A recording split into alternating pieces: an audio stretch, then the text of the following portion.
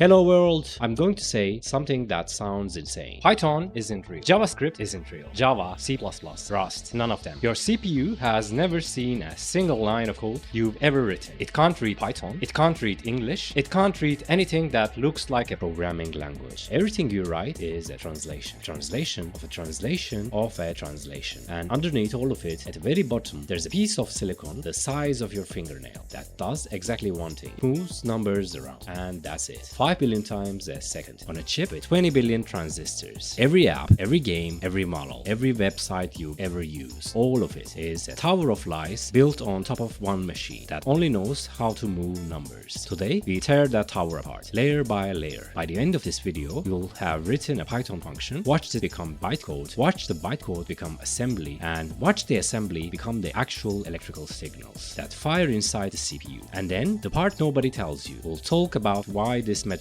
for AI. Because the same chip running your Python script is the chip that ChatGPT lives on. And understanding what it actually does changes how you think about everything about it. Let's break it down. Computers work because of one idea, and it is the most important idea in computer science: abstraction. Abstraction means hiding complexity behind a simpler interface. When you drive a car, you turn a wheel. You don't think about steering rack, the tie rods, the hydraulic pump. Someone hid all of that behind a circle of letter. Computers do the same thing, but not once, not twice, 6 times, stacked on top of each other. At the top, you write Python. Python feels like English. You write if x is greater than 5, and the computer just does it. But Python is hiding something. Below Python, there is something called bytecode. Bytecode is a simpler language. Smaller words, fewer ideas. Below bytecode, there is machine code. Machine code is just numbers, pure numbers. And below machine code, the numbers turn into voltage patterns. High voltage, low voltage, on, off, flowing through transistors. Each layer hides the layer below it. Python hides the bytecode. Bytecode hides the machine code. Machine code hides transistors. And every layer is a lie that makes the next layer possible. So let's stop talking about it. Let's actually see it. Before we go into the code, you need to know what the CPU actually is. Strip away everything you've ever heard. A CPU is 3 things in a box. 1. The ALU, the arithmetic logic unit. This is the part that does the math. Add, subtract, compare, and or. That is the entire menu. 2. Registers, tiny pieces of memory, faster than RAM, closer than your skin. A modern CPU has maybe 16 of them. Each one holds a single number. 3. Unit control, the traffic cop. It reads instructions one at a time and tells ALU what to do. That is it. That's a CPU. 3 things in a loop, going fast as physics allows. And the loop is always the same. Fetch, get the next instruction from memory. Decode, figure out what that instruction means. Execute, do it. Then go back to step 1. Fetch, decode, execute, fetch, decode, execute. 5 billion times every second. In a chip the size of your thumbnail, powered by enough electricity to run a light bulb. That's the entire job. Everything else, Python, websites, ChatGPT, Photoshop, video games, is just clever sequences of fetch, decode, and execute. Let's write the simplest function in the world. It adds 2 numbers and returns the result. So let's say def or define means creating a functionality. Let's say add, and then let's say a as the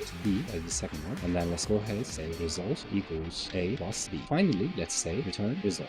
Print out the add function, pass in 3 and 4. There we go, 7. Looks like nothing, right? 3 lines, 1 addition. We've all written code like this 1,000 times, but the CPU never sees this code. Not one character of it. Not the word def, not the plus sign, not the variable names. So, what does the CPU see? Python ships with a module called this. It stands for disassemble. It shows us the bytecode, the secret language Python actually runs. First of all, let's start by importing it by saying import this. And then let's get rid of this. And then let's say this dot this. Let's pass in the add function that we created. Save it and run it. So, this is what your function actually is. Inside Python, your 3 lines became 7 instructions. And these instructions look nothing like Python. Read them with me. First of all, load underscore fast a. Translation, grab the value of variable a and put it on the stack. Load underscore fast b. Same thing, grab b, put it on the stack. Binary underscore op0. Take the top 2 things on the stack, add them, put the result back. Store underscore fast result. Take the answer of the stack and save it under the name result. Load underscore fast result. Return underscore value. Push it back, return it, and done. This is bytecode. It is Python's internal language. Simpler than Python, smaller vocabulary, closer to the machine. But we're still not at the CPU. Bytecode is read by the Python interpreter, which is itself a program written in C. So we need to go one more layer down. How much real work is one Python addition? Let's count. to make this smaller, get rid of those. And then for the sake of shortcut, let's just say return a plus b. And then let's go ahead and print out, let's say, bytecode instructions. And as the second value, let's pass in sum of 14 underscore in this dot get instructions. And then finally, let's pass in the add function that we created. So save it, run it. 5 bytecode instructions for 1 Python edition. But each bytecode instruction triggers hundreds of C function calls inside the interpreter. And each C function call becomes dozens of machine code instructions. 1 Python plus sign becomes thousands of CPU instructions. That is why Python is slow, and that is why C is fast. That is why your laptop fan spins when you train a model. Every layer of abstraction has a cost. So Python becomes bytecode. Bytecode runs inside an interpreter written in C. So now let's look at C, because C is the layer that actually talks to the CPU. First of all, let's create a new C file. Let's go ahead and say new file add.c. When it recommends you C and C++ extensions, let's install them too. So we will try the same function, add 2 numbers, but this time in C. The language, the operation system itself is written in. Installed the extension pack as you see. So let's go ahead and work inside. Let's say, first of all, let's clear the terminal, and then let's go ahead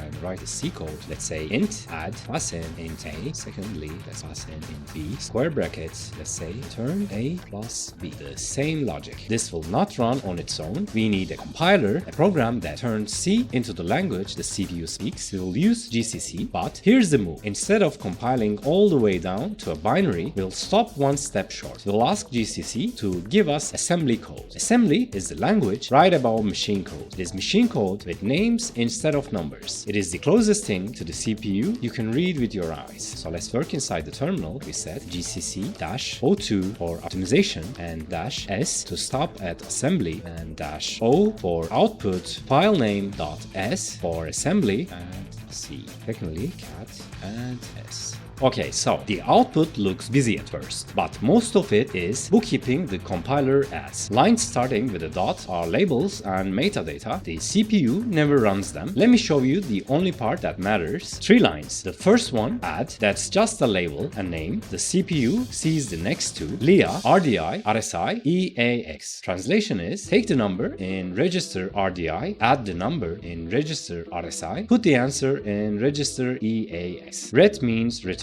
That is the function. That's everything. EAX, RDI, and RSI. Those are register names. Tiny boxes inside the CPU. Each one holds a single number. The same Python addition that became 5 bytecode instructions that triggered thousands of CPU operations through the interpreter. When written in C, becomes 2 CPU instructions. That is the cost of all these layers above. This is what the CPU actually runs. Now, let's see the actual machine code. The numbers. Compile fully, then dump the bytes. GCC-O2-C-O